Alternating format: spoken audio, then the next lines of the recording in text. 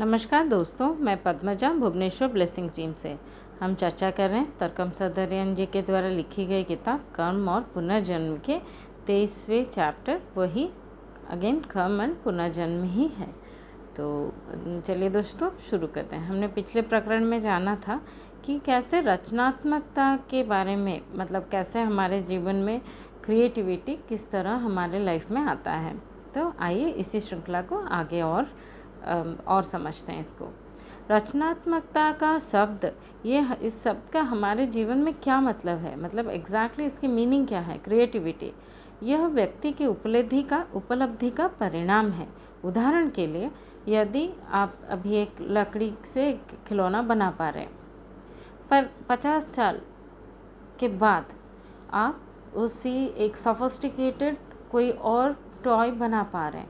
मतलब ये जो लकड़ी के घोड़ा जी, या फिर हमने लकड़ी का घोड़ा मान लीजिए बनाया हमने, तो लकड़ी का घोड़े का बनाने के लिए जितनी हमें जितनी स्किल चाहिए होगी, जितनी हमें जितना खुद को एक रचनात्मकता, क्रिएटिविटी जिस लेवल की होगी, जब हम कोई सोफिस्टिकेटेड बनाना चाह रहे हैं तो वहाँ पे नेचुरली हमारा जो चेतना का विस्तार हो चुका है। क्योंकि पहले एक ग्रॉस चीज़ बना रहे थे, अभी हम इंट्रिकेट डिज़ाइंस के साथ या एकदम सोफिस्टिकेटेड कोई चीज़ को हम डिज़ाइन कर पा के बना पा रहे हैं। उसके मतलब हमारी जो चेतना का स्तर या कॉन्शियसनेस का एक्सपेंशन हो चुका है। आपके ब्रह्मांड में इसके ग्रेटर मीनिंग से अधिक, मतलब एक कोरिलेशन या हार्मोनी दिखाई देती है। मतलब हम अगर हायर यूनिवर्स के साथ अगर कंपेयर सोचें तो यहाँ पे एक कोरिलेशन और हार्मोनी समझ में आता है, हमें यहाँ पे ये दिखाई देता है। और इस सामंजस्य को लेते हुए हम सचेत रूप से वो एक्सपेंशन की अनुभूति हम लेते हैं। मतलब वो जो एक्सप्रेशन है, जो हम सोफिस्टिकेटेड टॉय बना रहे हैं या सोफिस्टिकेटेड कोई चीज़ बना रहे हैं, तो उसकी एक्सप्रेशन यही जताती है कि हम नेचर के साथ किस तरह को रिलेट करते हैं, या फिर हमारी हार्मोनी नेचर के साथ कैसे है।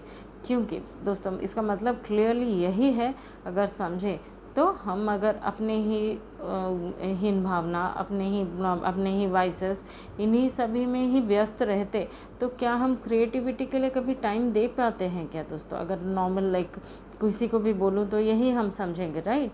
इसी तरह से अगर किसी में क्रिएटिविटी नज़र आती है तो मतलब ही यही है। कोई मान लीजिए कोई बहुत सुंदर चित्रकला करता है, कोई मूर्तिकार है, कोई गाना गाता है, कोई म्यूज़िक बनाता है, कोई नृत्य दिखाता है, मतलब वो कोरिलेशन दिखाता है। वो तो हायर वर्ल्ड या यूनिवर्स के साथ वो कोरिलेशन एंड हार्मनी, कितनी शांति या किस तरह का एक सामंजस्य बना हुआ है, उसमें वो वो निखर के वो कला उनमें निकल के आती है।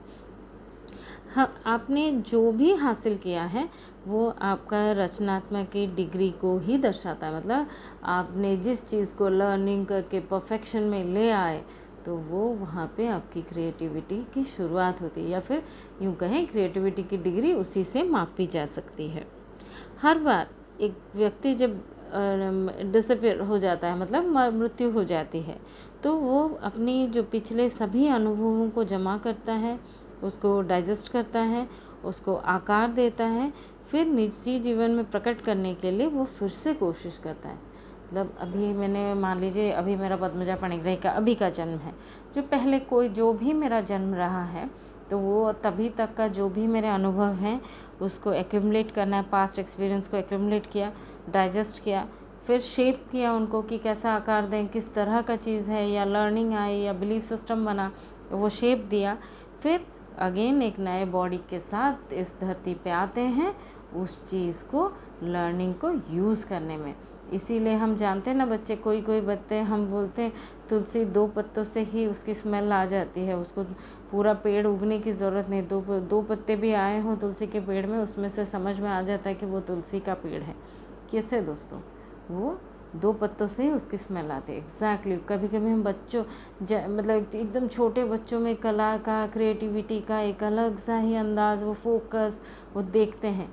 ये उसी का ही आंसर है दोस्तों, कि उसने वो पहले सब लर्न कर लिया है, उस बच्चे ने वो सब एसिमुलेट करके अभी वो क्रिएटिविटी को इस लाइफ में बढ़ाने के लिए आया है। हम में से प्रत्येक एक शरीर में एक ड्वेलर के जैसा है। हमारा जो ड्वेलर है, हमारा इनड्वेलर, हमारी बॉडी का आत्मा या सोल जो भी कहें, वो अजय है और अविनाशी है।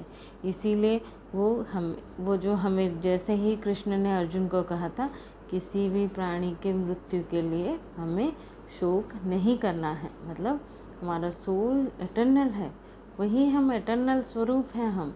तो फिर ये जो बॉडी के डिसअपेरेंस या फॉर्म का डिसअपेरेंस या फिर आउटर जो एक फिज़िकल रूप का डिसअपेरेंस के लिए हमें दुखी नहीं होना है, जो भगवान गीता ने, भगवान श्री कृष्ण जो अर्जुन को बता रहे हैं जब वो शोकाग्रस्त हो जाते हैं।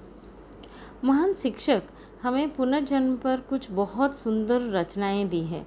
वो कहते हैं कि इस विषय पर जोर देने के लिए 10 या 11 बिंदु हैं, जिसके आगे, उससे आगे यह विस्तार नहीं हो पाता, क्योंकि हमारी बुद्धि उस बिंदु पर रुक जाती है।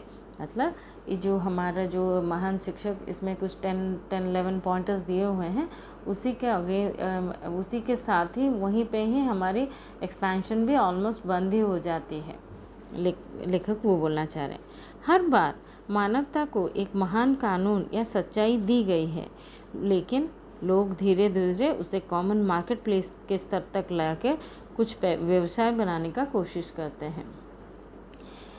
मुझे याद है, लेखक लिख रहे हैं ये, मुझे याद है कि किसी एक महिला के वो जानते थे जो पिछले जन्मों को पढ़ने का दावा करती थी, और उन्होंने मुझे देखते ही कहा, ओह सेंट पॉल, आपको देख के मुझे बहुत अच्छा लगा। फिर लेखक का सामना और एक साइकिक से हुआ। उन्होंने कहा, सेंट जॉन, मैंने आपका इतने लंबे समय तक इंतज़ार किया है, इसीलिए मैं, लेखक लिख रहे हैं, इसीलिए मैं यहाँ पे सेंट जॉन भी बन गया। फिर दूसरी बार और एक किसी ने उन्हें सेंट जोसेफ करके संबोधन किया। तो यह देखना कितना आश्चर्य है, क्या मैं सच में इतनी बार और इतनी तरह से आ चुका हूँ, और ये सब लोग ऐसे कैसे जानते हैं, जो मैं खुद के बारे में नहीं जानता, पर वो लोग ऐसा कैसे जान पाते हैं। तो और उनको काफ़ी सारे उन्होंने रिसर्च भी की है, तो उनको काफ़ी लोगों ने कुछ कुछ बताया, I was so and so, वो चलता रहा। तो उनके लिए वो इतना दिलचस्प था कि प्रत्येक ने मुझे अपना स्वरूप में अलग अलग रूप से देखा। इसी वजह से मैंने इन सभी को विश्वास खो दिया, और हमारे हजारों मनोवैज्ञानिक हैं जो अपने मतलब मनोविज्ञान को बेचना चाहते हैं और कुछ डॉलर कमाना चाहते हैं आपका अतीत का जो स्वरूप बता के। मतलब दिस इज़ ऑल फेक। जो लेखक बोलना चाह रहे हैं, ये सब फेक है। जैसे पिछले जन्म में आप क्या थे, ये थे, वो बताते हैं, या फिर कोई आपको ये वो ज्ञान देता है, तो वो सब सही नहीं है। दरअसल लेखक लिख रहे हैं, दरअसल गुप्त साहित्य और भाईचारे में, मतलब जो यूनिवर्सल ब्रदरहुड रहता है, उसका एक कानून है जो बताता है कि आप अपने पिछले जन्म का जानने के लिए आवश्यक चेतना का डिग्री आपको प्राप्त करना होगा। अगर चेतना का विस्तार हो गया कि आप दूसरे के बारे में पढ़ सकते हैं, या फिर उनके जो पिछले जन्मों के बारे में आप जान पाते हैं, तो ये नॉलेज कभी भी एक ज्ञानी पुरुष कभी भी ये चर्चा नहीं करता। मतलब अपने जो उनके पिछले जन्म का रहस्य या पिछले जन्म का जो भी आपकी घटनाएं हैं, वो कभी भी साझा नहीं करता है। वो अपना मुंह बंद कर लेता है, मतलब ये एक साइलेंस में रहता है। ये शेयर करने वाली कोई बात नहीं है। यदि कोई आपके अतीत के जीवन या आपके अतीत के जीवन पर आपके साथ चर्चा करता है, तो आप आश्वस्त रहें कि उसकी चेतना की डिग्री का विस्तार प्राप्त नहीं की है। यदि कोई व्यक्ति आपको अपने पिछले जीवन के बारे में बता रहा है, तो ये एक संकेत है। वास्तव में वो कुछ भी नहीं है, बस एक ग्लैमर है। मतलब एक तरह का ग्लैमर के साथ उसको अटैच करके रखा है कि उसने पास्ट लाइफ जान पाता है। मनुष्य भ्रम में पड़ जाता है और सोचता है उसके सपने या हेलुसिनेशंस ही उसके पिछले जीवन हैं। क्या आपको यह अजीब लगता है कि हम पुनर्जन्म के बारे में पढ़ते हैं, लेकिन एक ही समय में उसके बारे में इनकार भी कर रहे हैं, और पुनर्जन्म के बारे में कहानियों को अस्वीकार भी कर रहे हैं? मतलब देखिए, अभी हम कॉमन पुनर्जन्म का चैप्टर पढ़ रहे हैं, लेकिन ये कितना अजीब है, लेखक भी मेंशन कर रहे हैं, ये शायद वो एकदम से दो विचार एकदम अपोजिट जा रहे हैं इसके हिसाब से, क्योंकि एक तरफ से हम पुनर्जन्म है बता रहे हैं, पर उसके रिलेटेड कोई भी कहानियों को हम अस्वीकार कर रहे हैं। ये लेखक इसका उत्तर में लिख रहे हैं, ये इसलिए है क्योंकि सच्चा गुणवाद स्पष्ट है। जैसे भी ये तथ्य जिसको भी मिला है वो कभी भी किसी दूसरे को वो शेयर नहीं करना है, और ये सुविधा और अपने सामान्य ज्ञान को खोना नहीं है। यह अपने ग्लैमर और भ्रम का शिकार बनता है। अगर जो कोई भी इंसान इस तरह से शेयर कर रहा है तो वो एक भ्रम, इल्यूजन एंड ग्लैमर के प्रभाव में आके ये कर रहा है। लेखक ने लिखा कि 20 वर्षों की अवधि के दौरान मैंने पुनर्जन्म पर जितना संभव हो उतना पढ़ना और रिसर्च करने की कोशिश की, और उनके एक नोटबुक में उन्होंने एक समय के अवधि में 200 से अधिक प्रतिलिखित अवसरों का दर्जा किया है जिसमें क्लियोपाट्रा का जन्म हुआ था कहा गया है।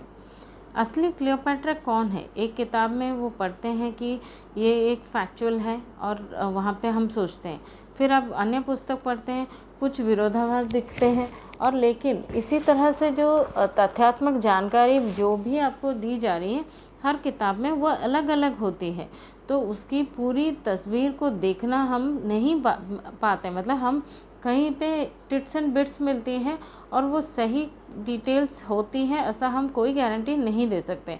उसकी पूरी तस्वीर हमारे लिए देखना संभव नहीं है। ये जिस किताब में जो लिखा है उस लेखक का जो दृष्टिकोण से ही हम ये देख रहे हैं, तो उसके दृष्टिकोण कितनी उन्नत है और कितना उसका एक्सपेंशन हुआ है उसकी चेतना का, वो क्वेश्चनेबल चीज़ है। इसलिए कुछ गूढ़ संगठन कुछ बहुत अच्छा काम करने के बाद भी ऐसे ही बहुत सारे लीडिंग फिगर्स इसी भ्रमजाल में फंस गए हैं।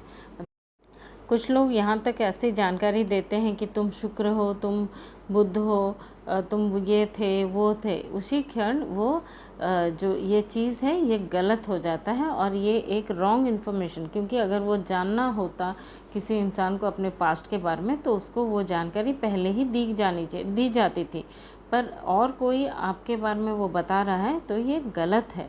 तो इसी क्षण से मतलब जैसे कुछ लोगों ने जब ऐसा करना शुरू किया तो उसी क्षण से हायरार्की ने इसको अस्वीकार किया और उनको वो सूक्ष्म, क्योंकि वह सूक्ष्म क्षेत्र से खेलना शुरू करते हैं, मतलब सटल बॉडी या जो हमारे एस्ट्रल वर्ल्ड के साथ ही वो खेल रहे हैं। उनको सही जानकारी एस्ट्रल वर्ल्ड के या एस्ट्रल प्लेन के बियॉन्ड ही है।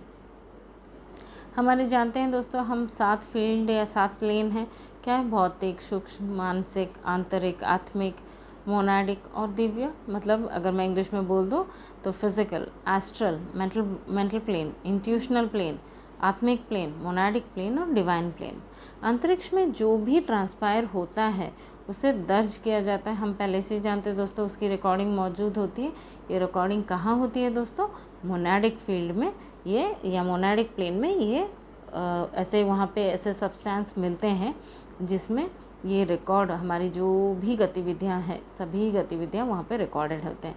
इसको गुप्त साहित्य में उसको आग का समुद्र या फिर सी ऑफ फायर या फिर आकाश कहा गया है, जहाँ पे और इवन कुछ धार्मिक शास्त्रों में इसको बुक ऑफ गॉड भी कहा गया है। मतलब जहाँ पे हमारी जो पिछले सारे ही कर्म रिकॉर्डेड हैं, जहाँ पे हमारे पिछले सभी थॉट, स्पीच, एक्शन सब कुछ ही रिकॉर्डेड है।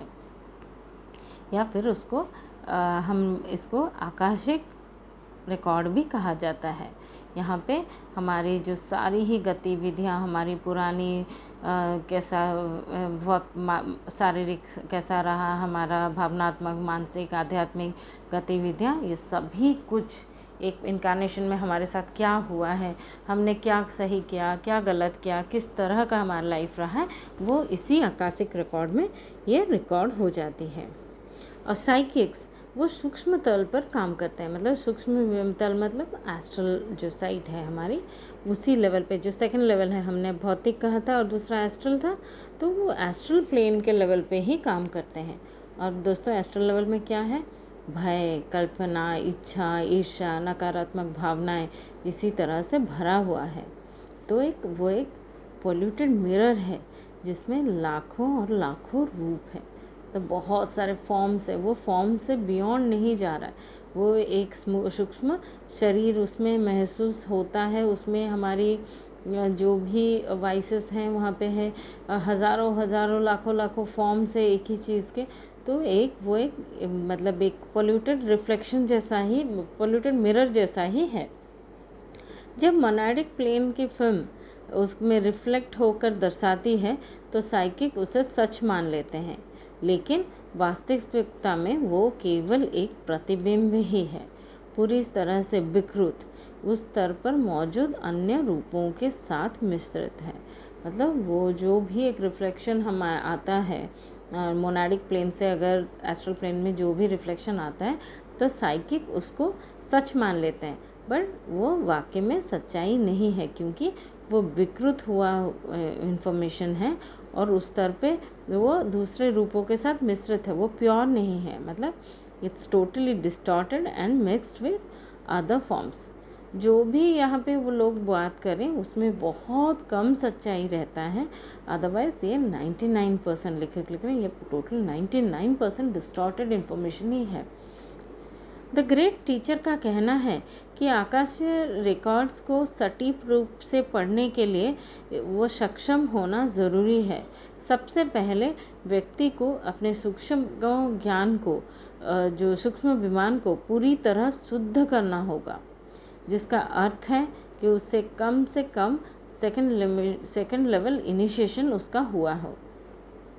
जो लेखक कहते हैं अगर आकाशिक रिकॉर्ड के सही तरह से हम पढ़ना चाहेंगे तो हमें अपना जो एस्ट्रल प्लेन है उसको पूरी तरह से प्योरीफाई करना है, और वो प्योरिटी के साथ करेंगे। कब होता है वो प्योर? जब हमारा एटलीस्ट सेकंड लेवल का इनिशिएशन हुआ हो। चलिए दोस्तों, ये एक्चुअली सेकंड लेवल इनिशिएशन क्या है, हमें क्वेश्चन आ गया दिमाग में, अरे ये फिर इसके क्या फीचर्स हैं, चलिए उसको चेक करते हैं। यदि आपका स्वभाव वास्तव में सभी प्राणी के लिए सिर्फ प्रेम से भरा है, यदि आप अपने घमंड, अभिमान, भय, क्रोध, ग्लैमर से शुद्ध हैं, और यदि आपके सभी गतिविधियों, शब्द, विचार, भावनाओं में आप पूरी तरह से हानि रहित और शुद्ध है, तब आपको हम मान सकते हैं कि आपका सेकेंड डिग्री इनिशिएशन हुआ है। मतलब दोस्तों यहाँ पे मेंटल प्योरिटी कंप्लीट दी गई है, जिसमें आप लव से भरे हों, घमंड, अभिमान, भय, क्रोध, ग्लैमर से शुद्ध हों, और आपके thought, speech, action, everything is totally harmless and pure है, तभी आपके सेकेंड लेवल के जो इनिशिएशन हुआ है कहा जा सकता है। एक ग्लैमर एक ऐसी चीज़ है जिसके साथ व्यक्ति ऑब्जेक्टिवली आइडेंटिफाई करता है, मतलब अपना पहचान वो ग्लैमर के साथ करता है। मतलब I am a psychic, I am a doctor, I am something, और मैं ऐसी हूँ, ये ग्लैमर ही है। जो हमारा जो रियल स्वरूप, सच्चा स्वरूप का कोई एट्रीब्यूट्स या कोई गुण या कोई रूप, कोई फॉर्म है ही नहीं। तो जब तक अगर हम किसी में ऑब्जेक्टिवली आइडेंटिफाई कर रहे हैं, इसका मतलब यही है दोस्तों कि हम एक ग्लैमर के साथ खुद को आइडेंटिफाई कर रहे हैं। यदि आप किसी चीज़ से पहचाने जाते हैं, यदि वो पहचान आपके जीवन को किसी तरह से नियंत्रित करती है, तो तो इस दर्पण के फिर से खोल दें और मानसिक रूप में और वास्तविक रूप में उसकी व्याख्या करता है। मतलब दोस्तों अगर कोई चीज़ से आपकी पहचान बनती है कि she is a good woman, और एक कोई भी एक चीज़ है, अच्छा है, बुरा है, उस चीज़ से अगर आप पहचान बनती है आपकी, और उसके बढ़ने घटने पर आपका लाइफ प्रभावित होता है, तो इसका मतलब है हम इस रिफ्लेक्शन पे अटके पड़े हैं दोस्तों। और आपके पास एक ग्लैमर तो है, मतलब आपको एक साइकिक है, आप पढ़ पा रहे हैं, सपोज सोच रहे हैं, तो ये एक आपका एक ग्लैमर है जिसके साथ आप जुड़े हुए हैं, लेकिन आप एक्चुअली सो रहे हैं। यही मामला होता है जब दर्पण में दिखाई देने वाली कोई भी चीज़ विकृत ही आती है, मतलब डिस्टॉर्टेड इमेज ही हमारे सामने आता है दोस्तों। क्योंकि हमारी ईगो, हमारी जो जेलसी, हम ये जो वाइसेस से हम प्योरीफाई हुए ही नहीं हैं, तो फिर जो भी इंफॉर्मेशन हमारे पास आती है उसमें हमारा लॉजिकल माइंड उसको डिस्टॉर्ट करके ही हमारे सामने वो उसको प्रेजेंट करता है। और दूसरी दीक्षा में लेखक लिख रहे हैं कि एक व्यक्ति को पूरी तरह से किसी भी ग्लैमर, नकारात्मक भ्रम और भावनाओं से अपने स्वभाव को शुद्ध करना होगा।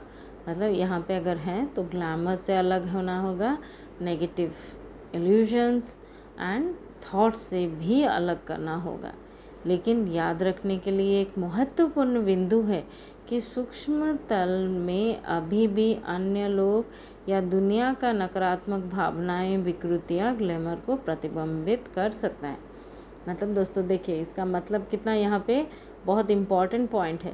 मतलब आपने आपके थॉट्स को क्लियर कर दिया, आप प्योरीफाई हो गया, you are full of love, आप उस तरह से क्लैरिफाई हो गए। लेकिन दोस्तों सूक्ष्म प्लेन में और लोग भी हैं, लेकिन उनके जो नेगेटिव थॉट्स एंड उनके जो डिस्टॉर्शन या फिर उनके जो ग्लैमर है उसको भी वो रिफ्लेक्ट कर रहा है। मतलब वहाँ पे हम फंस जाते हैं। भले ही हम प्योरीफाई हो गए हों, लेकिन वहाँ पे सामने वाले की भी इमेज से भी हम इन्फ्लुएंस होते हैं कई बार। तो ये एक, जैसा लेखक लिख रहे हैं, एक स्पष्ट पुल होने जैसा है जिसमें कई धाराएं बहती हैं। जब एक पुल होता है उसमें कई धाराएं रहती हैं। जब अपने जो विभिन्न धाराओं के अधीन होता है तभी आप इसको मतलब जब आप भले ही शुद्ध हो, लेकिन विभिन्न धाराएं आपसे मिलके आपकी अशुद्धियाँ बहने लगती हैं। मतलब एक, मान लीजिए एक धारा है, आप प्योरीफाई होके प्योरीफाइड वाटर चल रहा है, लेकिन बाकी धाराएं जो आ रही हैं आसपास की तरफ से वो प्योरीफाइड नहीं है। मतलब आपने प्योरीफिकेशन आप कंफर्म कर रहे हैं, 3 महीने के बाद ही आप में वो अशुद्धियाँ आपके साथ भी आ जाता है। तो ये जब हम चौथी दीक्षा में आते हैं या 4th टाइप ऑफ इनिशिएशन में आता है, तो ये कुल शुद्धिकरण का प्रोसेस तभी होता है। मतलब इट इज़ टोटली क्लीन और प्योरीफाइड होता है, तभी हमें 4th इनिशिएशन में हम पहुंचते हैं, तभी ये हो पाता है। यहाँ पे सूक्ष्म शरीर पूरी तरह से समाप्त हो जाता है और वो चला जाता है और चेतना का केवल मानसिक और उच्चतर विमान में ही संचालित होता है। यहाँ पे जो मानसिक तल में जो आकाशीय अभिलेख का वहाँ पे प्रतिबिंब होते हैं। मतलब जो सही रिफ्लेक्शन, जो मोनाडिक प्लेन से जो सही रिफ्लेक्शन आता है वो मेंटल प्लेन के लेवल में ही आता है। एस्ट्रल प्लेन में अशुद्धियाँ हैं और अशुद्धियाँ में डिस्टॉर्टेड इमेजेस ही आते हैं। हमें ऐसा लगता है कि हमें हैं, बट ऐसा नहीं होता है, अगर रॉन्ग इन्फॉर्मेशन होती रहती है। बट जब आप ये 4th लेवल इनिशिएशन होता है तो आपका ये एस्ट्रल लेवल जो लेवल है या एस्ट्रल प्लेन है वो टोटली पूरी तरह से समाप्त हो जाता है और आप मेंटल लेवल पे जाकर सही इन्फॉर्मेशन या सही चीज़ें आप ले पाते हैं और आप उन्हें देख सकते हैं, क्योंकि आप उच्च स्तर में मौजूद हैं और वो इन्फॉर्मेशन भी उच्च स्तर में ही मौजूद है। वो अभी एक प्रतिबिंब है, लेकिन जब तक ये सूक्ष्म शरीर मैला और लहराती है वो उस तरह का, उसमें जो भी इम्प्योरिटीज़ की वजह से हमें क्लैरिटी नहीं मिल पाती है। सूक्ष्म तल के जाल से बचने के लिए एक तरीका है जिसमें हम धोखे से बचने के लिए इन पिछले जन्मों को जो देखते हैं और अपने बारे में हमें ये जो भी इन्फॉर्मेशन आ रही है उसको हमें अस्वीकार करते रहना होगा जब तक हमारी 4th लेवल इनिशिएशन ना हो पाए। मतलब जब तक हम उसके बारे में टोटल क्लैरिटी से खुद ना जान पाए, जो जानकारी हमें चाहिए वो जब तक हमको पूरी तरह से हम उसके लिए तैयार ना हो, तब तक हमारे पास ऐसी जो भी इन्फॉर्मेशन आती रहती है उसको हमें डिस्कार्ड करते रहना चाहिए। मतलब वो जो भी आपके पास इन्फॉर्मेशन है उसकी सत्यापित आप अगर उसको वेरीफाई कर सकते हैं देन ओनली आप मान सकते हैं, पर जब तक आप उसको वेरीफाई नहीं कर पा रहे तब तक ये एक इन्फॉर्मेशन ही है दोस्तों। तो दोस्तों आज के लिए बस इतना ही। आगे हम आगे के जो चैप्टर्स हैं आगे चैप्टर के आगे की जानकारी अगले प्रकरण में करेंगे। तब तक दोस्तों स्वस्थ रहिए, खुश रहिए। धन्यवाद।